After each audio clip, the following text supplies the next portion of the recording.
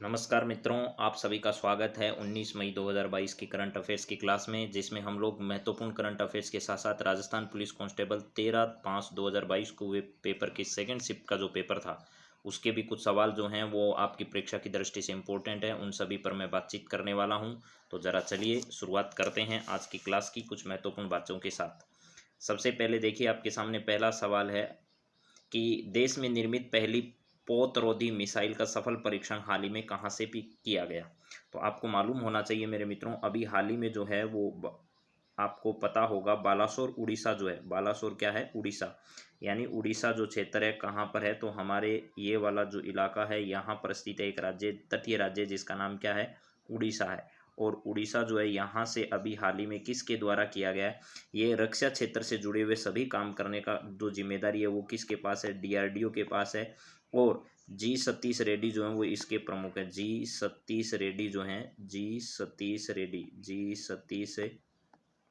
रेड्डी साहब जो हैं वो इसके क्या हैं भैया, प्रमुख हैं, जी सतीश रेड्डी। और इसका मुख्यालय जो है वो कहाँ पर है, तो न्यू दिल्ली में इसका मुख्यालय, न्यू दिल्ली में इसका मुख्यालय है। और उड़ीसा के इस तट से इसका सफल परीक्षण हाल ही में किया है। और नौसेना में काम आने वाली इस प्रकार की देश में निर्मित पहली पोतरोधी मिसाइल है, जिसका सफल परीक्षण अभी हाल ही में कहाँ से किया गया है, तो उड़ीसा के बालासोर से इसका सफल परीक्षण किया गया है। बालासोर से इसका सफल परीक्षण जो है वो अभी हाल ही में किया गया। चलिए इसके बाद आगे बात करते हैं। उड़ीसा में आपको पता होगा नवीन पटनायक जो है वो यहाँ के क्या हैं भैया, मुख्यमंत्री हैं। नवीन पटनायक जो हैं वो यहाँ के क्या हैं, मुख्यमंत्री हैं।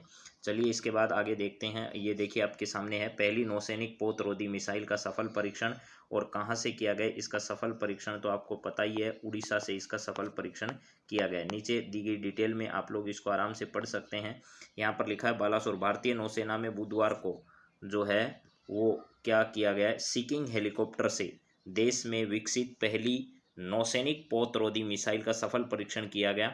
मिसाइल को defence research and development organisation यानी डीआरडीओ ने विकसित किया है। परीक्षण ओडिशा के बालासोर में एकीकृत परीक्षण रेंज से किया गया। नौसेना के एक वरिष्ठ अधिकारी ने कहा, यह परीक्षण विशिष्ट मिसाइल प्रौद्योगिकी में आत्मनिर्भरता हासिल करने की दिशा में एक महत्वपूर्ण कदम माना जा रहा है। तो चलिए इसके बाद अगले सवाल की अगर बातचीत करें तो यहाँ है, राजस्थान में निर्यात को बढ़ावा देने के लिए किस स्तर पर एक्सपोर्ट सेंटर की स्थापना की जाएगी। राजस्थान में किस स्तर पर एक्सपोर्ट सेंटर बनाए जाएंगे, तो आपको मालूम होना चाहिए अभी हमारी राजस्थान की उद्योग मंत्री जो हैं, राजस्थान की उद्योग मंत्री शकुंतला रावत जो है, उद्योग मंत्री कौन है, तो शकुंतला रावत है। उन्होंने ये कहा है, शकुंतला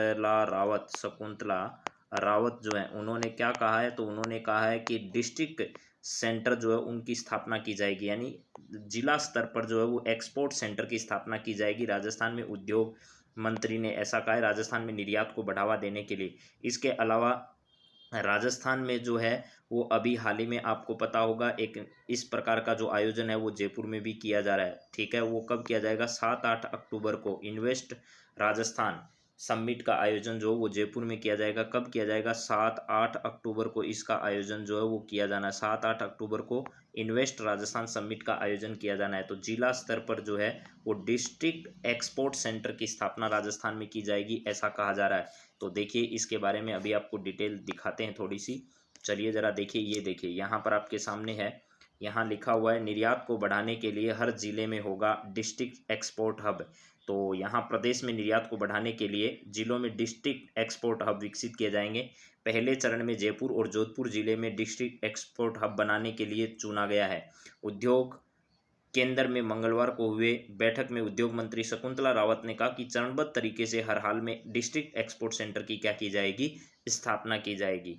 और यहाँ पर आपको ध्यान रखना है कि राजस्थान में federation of Rajasthan trade and industry यानी 40 जो उसके अध्यक्ष कौन है, तो सुरेश अग्रवाल है। और इस जो पहल है इसका स्वागत उन्होंने किया है। तो निर्यात को बढ़ाने के लिए हर जिले में होगा डिस्ट्रिक्ट एक्सपोर्ट हब। और जयपुर और जोधपुर जो है उनको पहली बार में क्या किया गया, चुना गया। तो यहाँ पर मैं लिख देता हूँ, पहली बार में कहाँ पर विकसित किए जाएंगे, पहले जयपुर में और जोधपुर में। हालांकि जयपुर लगातार जो है वो हब बनता जा रहा है। देश के बड़े बड़े व्यापारी अपने दिल्ली की बजाय अब अपना उद्योग कहाँ स्थापित कर रहे हैं, तो जयपुर में स्थापित कर रहे हैं। तो जयपुर और जोधपुर जो है यहाँ पर निर्यात के लिए जो है वो अनुकूल परिस्थितियां उपलब्ध राजस्थान सरकार करवाए, तो इस दिशा में ये प्रयास माने जा रहे हैं। ये आपको कल सवाल मैंने करा दिया था कि बॉम्बे हाईकोर्ट के वरिष्ठ जज जो हैं वो संभाजी शिवाजी शिंदे का मतलब एस शिंदे जो है, संभाजी शिवाजी शिंदे जो है वो राजस्थान के अगले क्या होने वाले हैं, मुख्य न्यायाधीश राजस्थान हाईकोर्ट के होने वाले हैं। ये भी आपको ध्यान रखना है। तो ये कहाँ के हैं, इससे पहले कहाँ पर रहे हैं, तो ये मैंने आपको बताया था कल ही क्लास में। बॉम्बे हाईकोर्ट के न्यायाधीश हैं और राजस्थान हाईकोर्ट में अभी कार्यवाहक जो हैं वो कौन है, तो कार्यवाहक है MM श्रीवास्तव। श्रीवास्तव का मतलब है मनिंदर मोहन श्रीवास्तव जो है, श्रीवास्तव ये राजस्थान में अभी क्या है, कार्यवाहक न्यायाधीश बने हुए, मुख्य न्यायाधीश बने हुए MM श्रीवास्तव, यानी मोनिंदर मोहन श्रीवास्तव जो है वो कार्यवाहक न्यायाधीश बने हुए हैं। उनके स्थान पर अब स्थायी जज की नियुक्ति हो सकती है।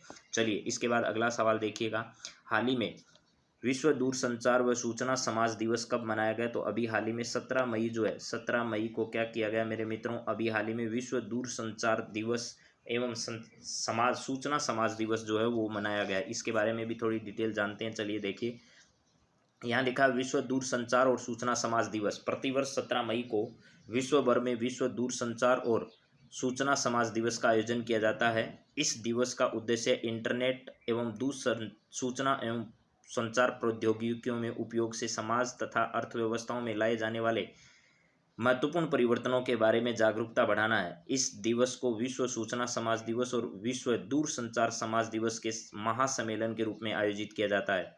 विश्व दूरसंचार समाज दिवस अंतर्राष्ट्रीय दूरसंचार संघ की स्थापना तथा वर्ष 1865 में पहले अंतर्राष्ट्रीय टेलीग्राफ कन्वेंशन पर हस्ताक्षर को चिन्हित करता है, जबकि विश्व सूचना समाज दिवस world summit on the information society द्वारा रेखांकित ITC के महत्व और सूचना समाज से संबंधित व्यापक मुद्दों पर ध्यान केंद्रित करता है। वर्ष 2006 में संयुक्त राष्ट्र ने दोनों दिवसों को संयुक्त तौर पर प्रतिवर्ष एक साथ आयोजित करने का निर्णय लिया था। वर्ष 2022 के लिए विश्व दूरसंचार एवं समाज सूचना दिवस की थीम वृद्ध व्यक्तियों और स्वस्थ आयु बढ़ाने के लिए डिजिटल तकनीकी का उपयोग करना इस वर्ष की क्या रही है, इसकी थीम रही है। इसके बाद अगला बहुत महत्वपूर्ण सवाल है मेरे मित्रों, ब्राजील में आयोजित तो डेफ ओलंपिक आयोजित किए गए, उसमें भारत ने कुल कितने पदक जीते थे, तो ये ध्यान रखना। राजस्थान जो है उस राजस्थान के 7 खिलाड़ियों ने इसमें भाग लिया था। राजस्थान के कितने खिलाड़ी तो जो हैं वो भाग ले चुके हैं, ये सवाल बहुत महत्वपूर्ण है। खिलाड़ी भाग लिए, तो राजस्थान के 7 खिलाड़ियों ने भाग लिया। इसमें से एक खिलाड़ी ने जो है वो उसने 3 मेडल जीते, यानी 2 गोल्ड मेडल और 1 रजत पदक। इसके अलावा 2 खिलाड़ियों ने एक एक पदक जीते। इसका मतलब राजस्थान ने कुल कितने पदक इसमें हासिल किए, तो राजस्थान ने इसमें 5 पदक जो हैं, राजस्थान ने कितने 5 पदक हासिल किए। 7 खिलाड़ियों ने राजस्थान की ओर से भाग लिया और भारत भर से जितने भी खिलाड़ी भाग ले चुके हैं उनमें टोटल जो है वो 17 पदक जो है वो इसमें हासिल किए। 17 पदक जो है वो इसमें टोटल क्या किए हैं, हासिल किए हैं। ये सवाल इंपॉर्टेंट है, ध्यान रखिएगा। चलिए अगला सवाल देखते हैं मित्रों, क्या है यहाँ पर बातचीत करें इसके बारे में थोड़ी डिटेल से, तो जरा देख लीजिएगा, बहुत इंपॉर्टेंट बातें हैं, इनको ध्यान से सुनना। डेफ ओलंपिक्स, ब्राजील में समाप्त हुए डेफ ओलंपिक्स में भारतीय खिलाड़ियों ने बेहतरीन प्रदर्शन करते हुए 17 पदक अपने नाम किए हैं। ब्राजील के कासियाज डो सुल में बधिर एथलेटिक्स के लिए 15 दिनों 1 मई से लेकर के 15 मई तक इस विशेष खेल आयोजन भारतीय दल में 11 खेल स्पर्धाओं में भाग लिए। टोटल 8 गोल्ड और 1 सिल्वर और 8 ब्रॉन्ज मेडल भारत ने अपने नाम किए हैं।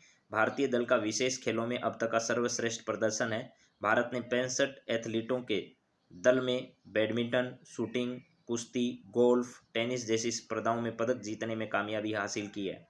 भारतीय दल कुल 17 पदकों के साथ पदक तालिका में 9वें स्थान पर है। ये भी बहुत इंपॉर्टेंट है, भारत का स्थान कौन सा है, तो 9वां स्थान इसमें रहा है। 17 पदक के साथ भारत इसमें 9वें स्थान पर रहा है। यूक्रेन ने 62 गोल्ड के साथ कुल 138 पदक जीतकर पदक तालिका में पहला स्थान हासिल किया है। तो देखिए यूक्रेन जो अपनी गृह स्थिति से इतना उलझा हुआ है, वहाँ पर शांति व्यवस्था है नहीं, उसके बावजूद देखिए किस प्रकार का प्रदर्शन इन्होंने वहाँ पर किया है। अमेरिका 20 गोल्ड समेत 55 पदकों के साथ दूसरे स्थान पर, ईरान 14 गोल्ड के साथ कुल 40 पदक जीतकर तीसरे स्थान पर है। पहले ये खेल 5 से 21 दिसंबर 2021 के आयोजित होने थे, लेकिन कोविड के कारण खेलों का तारीख जो है वो बदलनी पड़ी। डेफ ओलंपिक्स, जिसे डेफ लिम्पियाड के नाम से भी जाना जाता है, अंतर्राष्ट्रीय ओलंपिक समिति द्वारा स्वीकृत बहु खेल आयोजनों की एक आवधिक श्रृंखला है जिसमें अधिक एथलीट एक विशिष्ट स्तर पर प्रतिस्पर्धा करते हैं। बधिर जो हैं वो एथलीट इसमें भाग लेते हैं। तो ये बहुत महत्वपूर्ण स्पर्धा थी। इसमें जो बनने वाले सवाल हैं उस पर मैं एक बार फिर बातचीत कर लेता हूँ।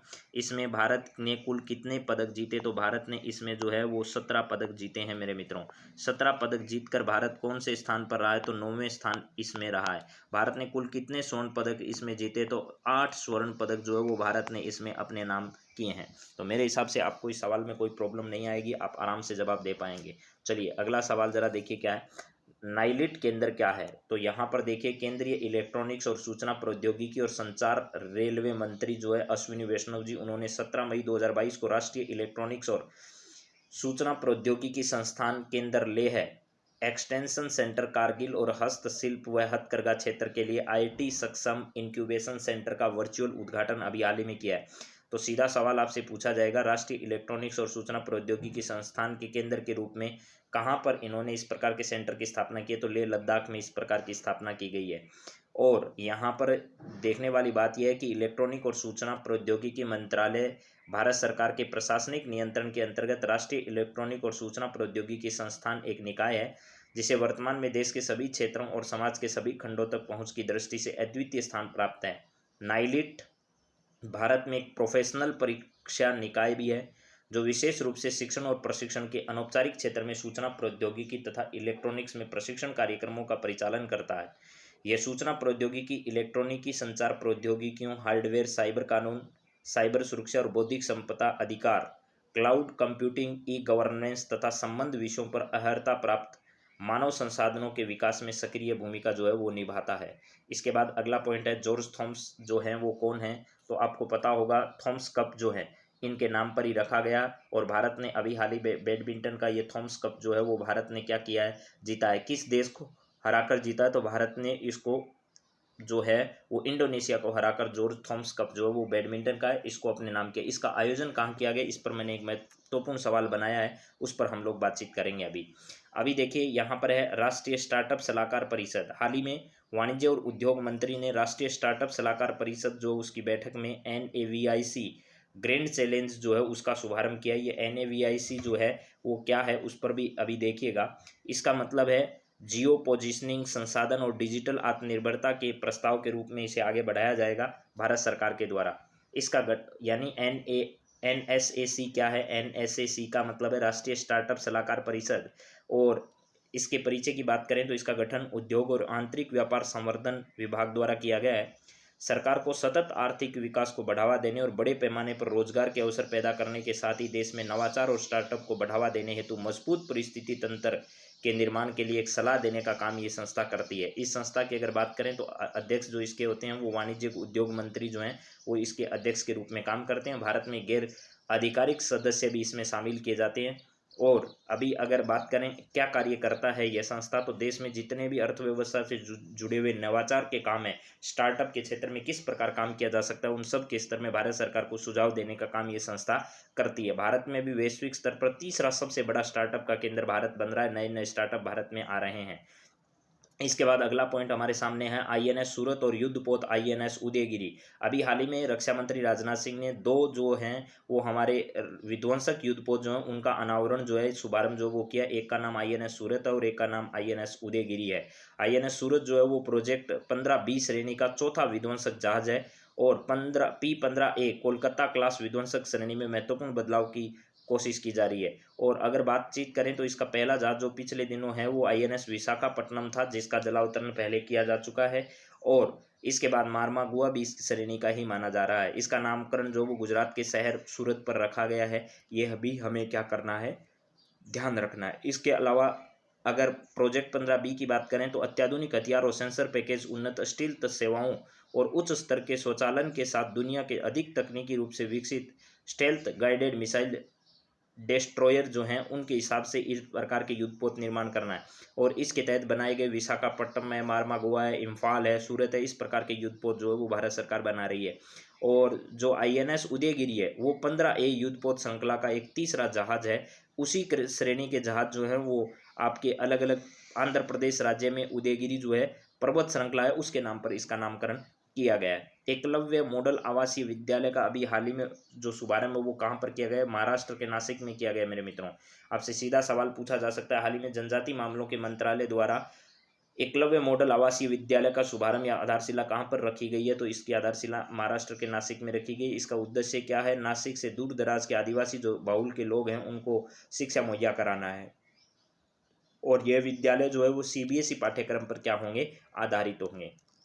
इसके बाद है एंडोसल्फान को लेकर के सुप्रीम कोर्ट ने जो है वो अभी हाल ही में जो है वो केरल सरकार को जो है वो अच्छे कदम उठाने की दिशा में प्रयास करने को कहा है। एंडोसल्फान क्या है उस पर भी बातचीत करेंगे। सर्वोच्च न्यायालय ने एंडोसल्फान पेस्टिसाइड है ये से प्रभावित पीड़ितों के उपचार हेतु उचित कदम न उठाने पर केरल सरकार को फटकार लगाई है। न्यायालय ने कहा कि राज्य की निष्क्रियता भयावह एवं शीर्ष न्यायालय के 2017 के फैसले का उल्लंघन है, जिसने राज्य के 3 महीने से पीड़ितों के लिए 5 लाख रुपए तक के भुगतान के आदेश दिए हैं। तो यहाँ पर एंडोसल्फान जो है वो एक प्रकार का पेस्टिसाइड है, ये देख लीजिएगा। यहाँ पर लिखा हुआ एंडोसल्फान क्या है? तो ऑर्गेनोक्लोरिन कीटनाशक है, जिसे पहली बार वर्ष 1950 के दशक में पेश किया गया था और इसे आमतौर पर इसे वाणिज्यिक नाम थियोडन के नाम से जाना जाता है। ये गंभीर चिकित्सा स्थितियों में संबंधित है, जैसे कि न्यूरोटोसिसिटी है, शारीरिक विकृता, विषाक्तता उत्पन्न कर देता है। सफ़ेद मक्खी, एफिडस, भृंग कीड़े आदि कीड़ों के नियंत्रण के लिए कपास, काजू, फल, चाय, धान, तंबाकू आदि में इसका छिड़काव किया जाता है। लेकिन इसके खतरनाक प्रभाव जो है वो मानव और प्रकृति पर भी पड़ते हैं।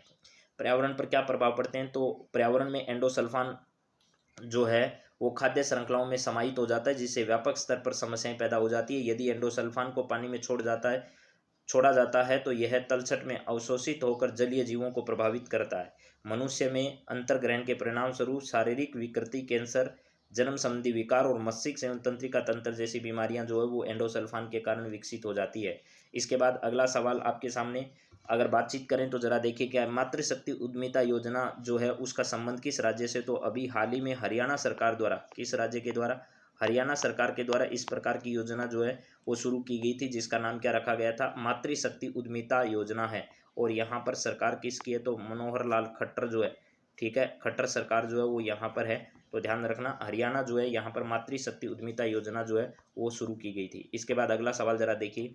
हाल ही में कुबेर कप नहीं है, उबेर कप है। क्या है? उबेर कप है। ये उबेर कप है, उबेर कप। ये उबेर कप जो है, इस उबेर कप 2022 को किसने जीता है, यह है आपको बताना है। तो चीन को हराकर जो है दक्षिणी कोरिया ने अपने नाम किया है। दक्षिणी कोरिया जो है इसने किसको हराकर? चीन को हराकर उबेर कप 2022 अपने नाम किया है।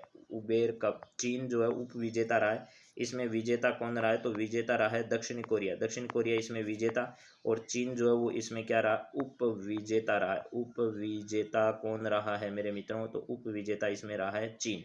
तो मेरे हिसाब से चीन और दक्षिण कोरिया की बात आपको समझ में आ गई। दक्षिण कोरिया और चीन इसमें विजेता और दक्षिण कोरिया इसमें विजेता रहा है। चलिए इसके बाद अगले सवाल कर अगर बातचीत करें तो जरा देखिए क्या है।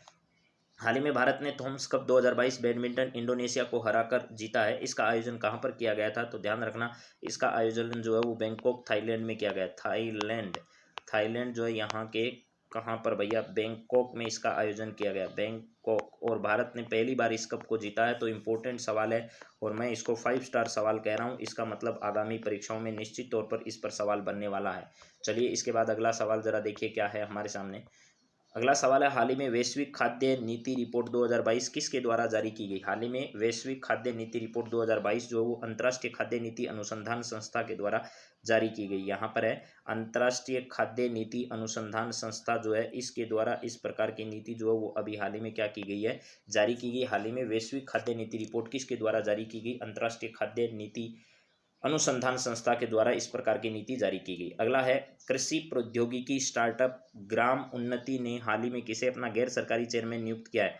तो ग्राम उन्नति एक प्रकार का स्टार्टअप है जो कृषि क्षेत्र में काम करता है। इसने अभी हाल ही में अपना जो चेयरमैन है वो सुनील अरोड़ा को चुना है। पूर्व मुख्य निर्वाचन आयुक्त हैं सुनील अरोड़ा, उनको चुना है। सुनील के बेरी जो हैं वो आपको पता होगा, ये नीति आयोग के उपाध्यक्ष बन चुके हैं। नीति आयोग जो है नीति आयोग के उपाध्यक्ष हैं। नीति आयोग के क्या हैं? उपाध्यक्ष हैं। इसके अलावा राजीव कुमार अभी मुख्य निर्वाचन आयुक्त बन चुके हैं। सुशील कुमार जो पूर्व निर्वाचन आयुक्त हो चुके हैं अब। तो ये सब बातें आपकी परीक्षा की दृष्टि से इम्पोर्टेंट है, मैंने इसीलिए आपके सामने इन सब चीज़ों को रखा है। चलिए अगली बात करते हैं। अगला सवाल आपकी स्क्रीन पर है, दक्षिणी पूर्वी एशियाई खेल 2023 का आयोजन कहाँ पर किया जाएगा? तो इनका आयोजन कंबोडिया में किया जाएगा मेरे मित्रों। दक्षिणी पूर्वी एशिया जो है, इस दक्षिणी पूर्वी एशिया में वियतनाम है, कंबोडिया है, म्यांमार है, थाईलैंड है, ये सब देश जो हैं, ब्रुनेई है, ये सब देश इसमें शामिल किए जाते हैं। तो दक्षिणी पूर्वी एशियाई जो खेल है, इनका आयोजन 2023 में कंबोडिया में किया जाएगा। इसके बाद अगला सवाल है, हाल ही में मिशन गगनयान के लिए human rated solid rocket booster का परीक्षण किसके द्वारा किया गया? गगनयान मिशन जो इसरो के द्वारा संचालित किया जाएगा। किसके द्वारा? इसरो के द्वारा संचालित किया जाएगा। इसका मतलब इसका सफल परीक्षण भी इसरो के द्वारा ही किया गया है। और सोमनाथन जो है, सोमनाथ जो है, एस सोमनाथ, जो इसरो के चेयरमैन है, एस सोमनाथ जो है वो क्या है? सोमनाथ इसरो के चेयरमैन है अभी हाल ही में। चलिए इसके बाद अगला सवाल जरा देखिए क्या है। अन्ना कवाले का संबंध किस देश से है जिनको अभी हाल ही में Aster guardian global nursing award से सम्मानित किया गया? तो इनका संबंध केन्या देश से है। किस देश से है भैया?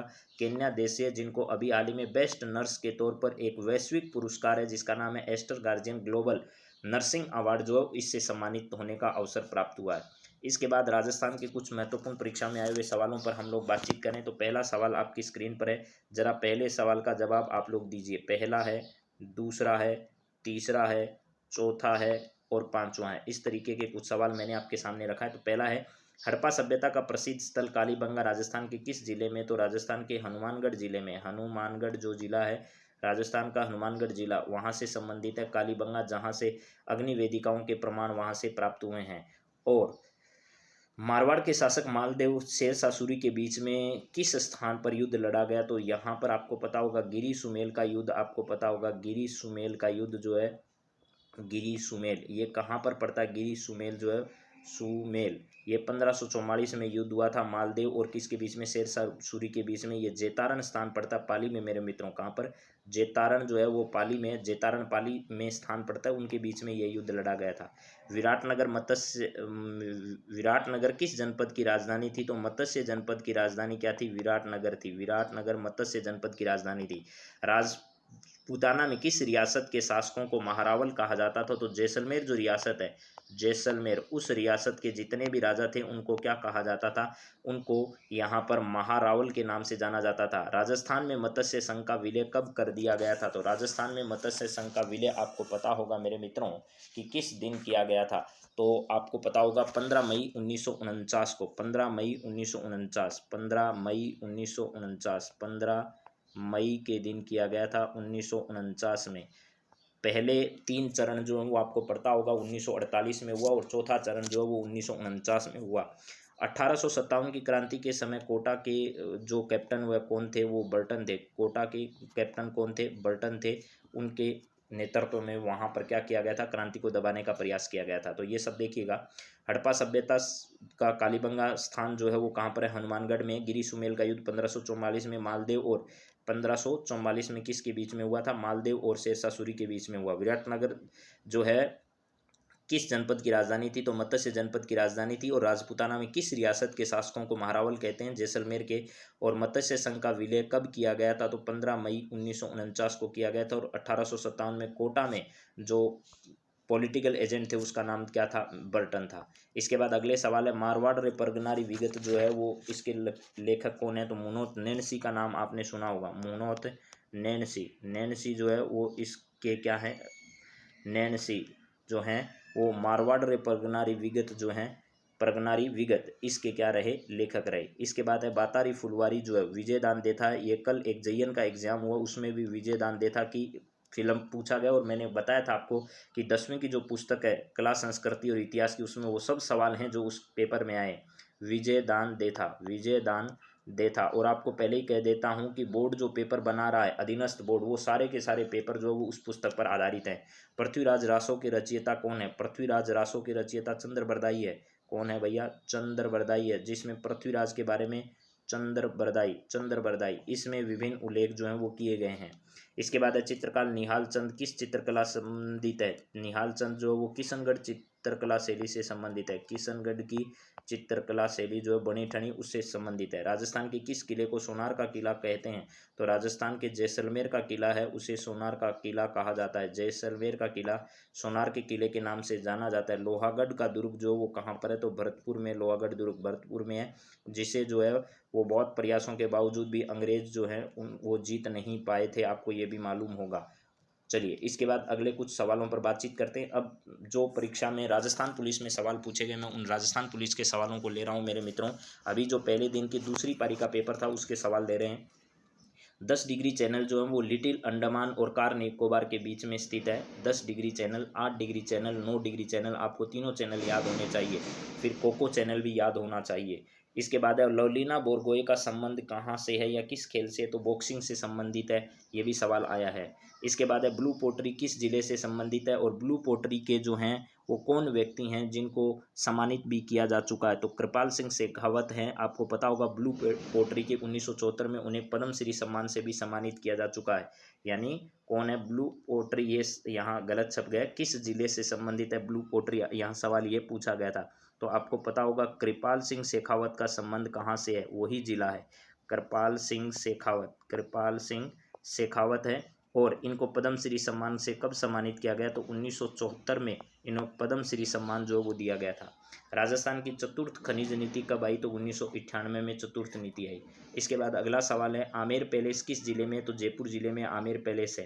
राजस्थान का जल दुर्ग कौन सा है? गागरोन का दुर्ग जल दुर्ग की श्रेणी में आता है। इसके बाद है यूआरएल में आर का मतलब क्या है? Universe resource locator. यूआरएल का पूरा नाम होता है universe research locator. Resource locator तो रिसोर्स हो गया आर का। क्रिप्स मिशन के समय ब्रिटिश प्रधानमंत्री विंस्टन चर्चिल थे।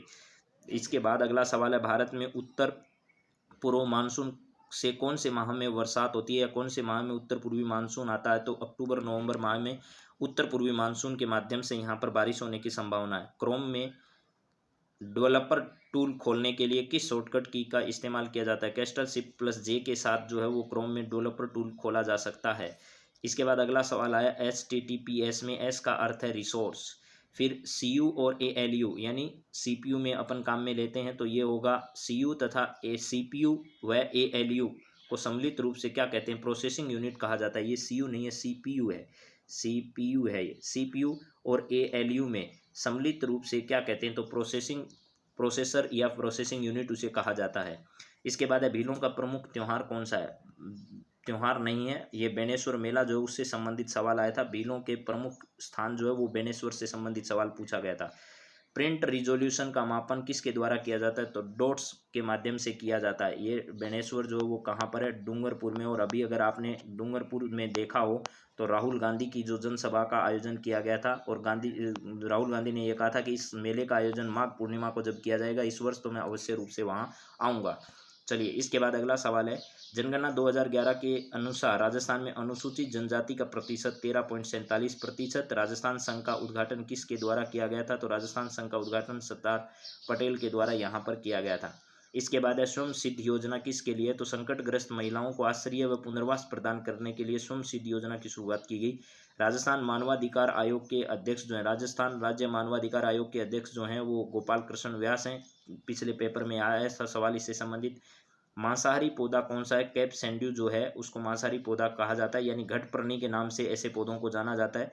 रिको के कृषि उद्यान कहाँ है? तो जोधपुर में, कोटा में, अलवर में, श्रीगंगानगर में जो है वो रिको के कृषि उद्यान स्थापित किए गए हैं।